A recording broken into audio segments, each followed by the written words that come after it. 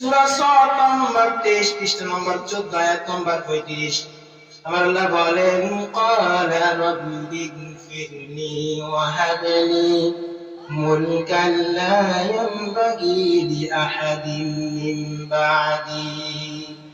ইন্না আলাইহিস সালাতু ওয়াস সালাম আল্লাহর কাছে দোয়া করেছিলেন, ও আমার রব, আমাকে আপনি এমন এক ক্ষমতা দান করুন, এমন এক রাজত্ব দান করুন, আমার পরে এমন রাজত্ব যেন আর কেউ না পায়। এজন্য আল্লাহ রাব্বুল আলামিন গোটা দুনিয়ার রাজত্ব তিনাকে দান করেছেন। আল্লাহ রাব্বুল আলামিন গোটা দুনিয়ার শাসন ব্যবস্থা দিয়েছিলেন। এখনকার যে আধুনিক যুগ, আপনি গোটা দুনিয়া সফর করতে আপনার বেশি সময় লাগবে না, 2-3 দিনের ভিতরে আপনি গোটা দুনিয়া সফর করতে পারবেন। উন্নতের যে উন্নত যানবাহন রয়েছে, কিন্তু সেই সময় তো উন্নত যানবাহন ছিল না। আল্লাহ রাব্বুল আলামিন সুলাইমান আলাইহিস সালাতু ওয়াস সালামকে গোটা দুনিয়া সফর করার জন্য একটা বাহন দিয়েছিলেন। আল্লাহ রাব্বুল আলামিন বাতাসকে সুলাইমান আলাইহিস সালাতু ওয়াস সালামের বশীভূত করে দিলেন। ফাসাখখারনা লাহুর রিহা তাজরি বিআমরিহি রুখাআন হাইথু আসাব। আল্লাহ রাব্বুল আলামিন বাহন হিসেবে সুলাইমান আলাইহিস সালাতু ওয়াস সালামকে তার সিংহাসন দিয়ে দিলেন।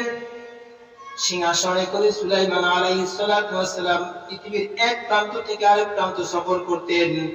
বাতাসকে বশীভূত করে দিলেন। বাতাস সুলাইমান আলাইহিস সালাতু ওয়াস সালামের কথার আদেশের হুকুম মতো চলতো। যখন সে আদেশ করত, বাতাস তাকে নিয়ে পৃথিবীর এক প্রান্ত থেকে আরেক প্রান্ত নিয়ে যেত।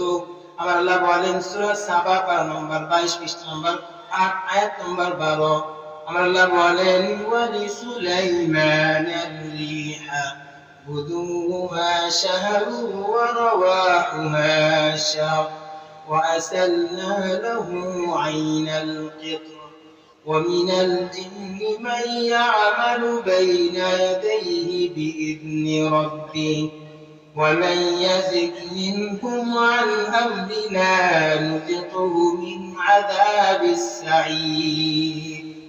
ইমানদার আল্লাহর গোলাম, লক্ষ্য করুন, আল্লাহ রাব্বুল আলামিন বিশাল সিংহাসনকে যানবাহন হিসেবে নিযুক্ত করে দিলেন।